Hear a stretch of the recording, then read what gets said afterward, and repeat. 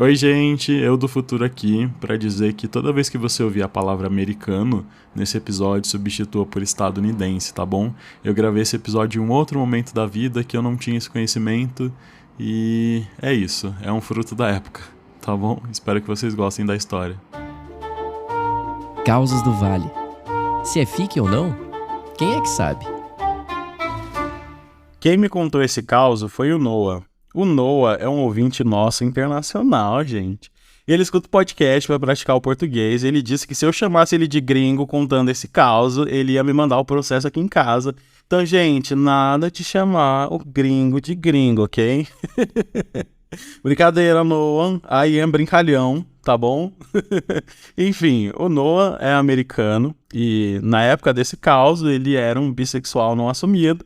E casado, olha só, com uma brasileira. É por isso que ele conhece a gente, porque ele foi casado com uma brasileira. Porque ele conheceu, inclusive, na época que ela foi au pair na casa dos pais dele. E pra quem não sabe o que é au pair é quando uma menina mora no exterior, com uma família, né, anfitriã, e cuida das crianças em troca de alimentação, moradia, salário e a experiência de morar nos Estados Unidos, nesse caso. Então ela meio que era babá do Noah, né? Ele diz que não, porque eles têm a mesma idade. Que ela era babá, na verdade, dos irmãos mais novos dele, que ele tem logo 4. Ele tem 4 mais novos e 2 mais velhos, porque americanos, eles adoram fazer filho. E aí, pra encurtar a história, eles se conheceram, namoraram escondido primeiro, e aí o Noah fez 18 anos, ela deixou de ser au pair da família, entrou para uma faculdade americana e eles assumiram o namoro. E é isso, tudo começou a trilhar até eles se casarem e tudo, a família já era completamente apaixonada por ela, e ela se chama Sofia. O que aconteceu foi que logo que o Noah estava de casamento marcado, o irmão dele, né, mais velho, veio comer o juízo dele, enchendo ele de perguntas sobre a Sofia. Se ele tinha certeza de que ela não queria dar o golpe, né, pelo green card, se ela amava ele de fato, se ele sabia o suficiente da vida dela, do passado dela, dos ex-namorados dela, enfim. E o Noah começou a cair na pilha e refletir sobre o quanto ele conhecia a Sofia. E na verdade, ele só conhecia ela a partir do dia que ela chegou ali na casa dos pais dele como au pair em diante. Ele não sabia nada sobre a vida que ela levava aqui no Brasil, além do que ela contava. Só que, gente, o Noah também não era flor que se cheire. Porque ele tinha um segredo que ele não tinha contado pra Sofia. E não era o fato dele ser bissexual.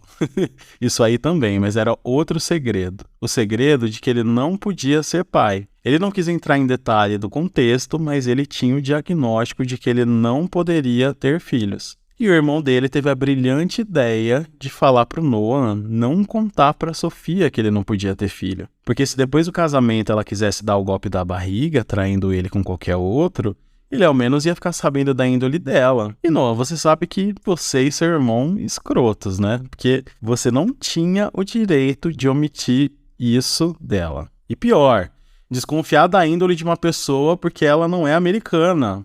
Tanto americano filho da puta que eu já conheci na vida, gente. Eu tenho lugar de fala aqui, eu não tô generalizando.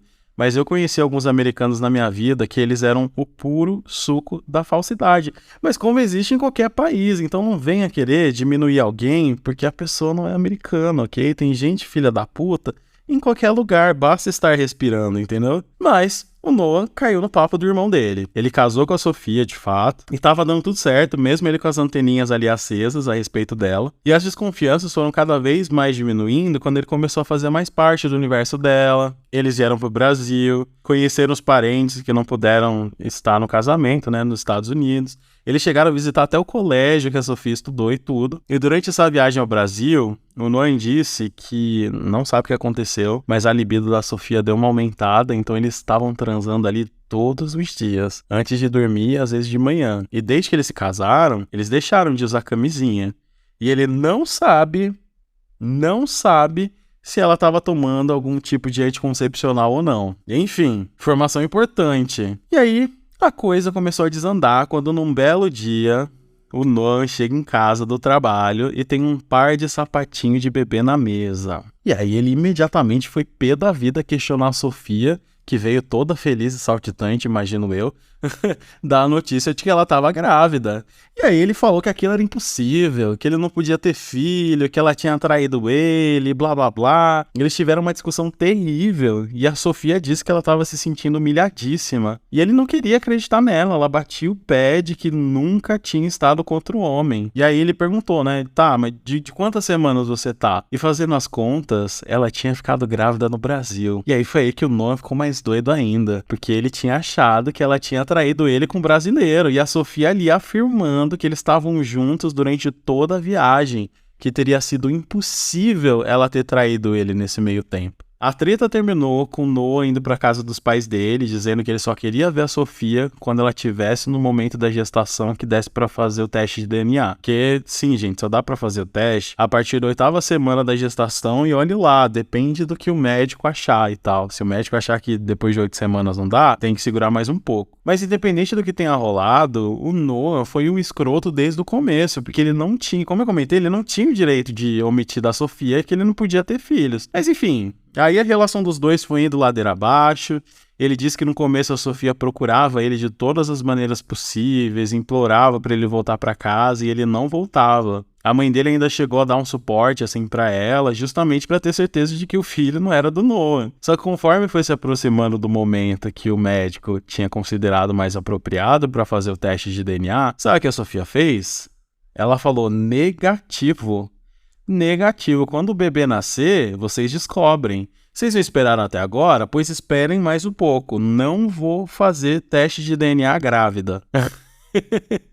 E aí a família do Noah ficou mais desconfiada ainda, achando que era oportunismo dela de seguir morando na casa, que era pra ser dos dois, e recebendo a ajuda do Noah. E aí diz o Noah que foi uma luta até o bebê nascer, porque nem ele e nem a família dele queria responsabilidade por um filho /neto, né, que não eram deles, mas a Sofia foi firme e forte e o bebê nasceu 1 semana antes do previsto. Um menino esse que eu imagino, né, especulação minha, que o Noah não deve ter querido nem ver. Ele queria o exame e a Sofia finalmente aceitou fazer o exame de DNA. Quando saiu o resultado, gente, pasmem. Pasmem. No resultado, palavras de Noah aqui, hein? Porque eu nunca vi um resultado de exame de DNA. O Noah disse que no resultado, baseado numa porcentagem específica lá, o bebê tinha um grau de parentesco com ele. E aí todo mundo ficou em dúvida, né? Tipo, como assim? O bebê é parente, mas não é filho? Sim, gente. O bebê era parente, mas não era filho. Querem saber como? 1 semana antes deles viajarem ao Brasil, a Sofia transou com o pai do Noah, gente. Sim, com o pai do Noah. No final das contas, a Sofia cedeu à pressão e contou tudo. O pai do Noah, obviamente, que negou tudo, chamou ela de louca, mas o irmão mais velho do Noah, aquele que tinha dado o conselho pra ele antes do casamento, disse que já tinha pego os dois juntos.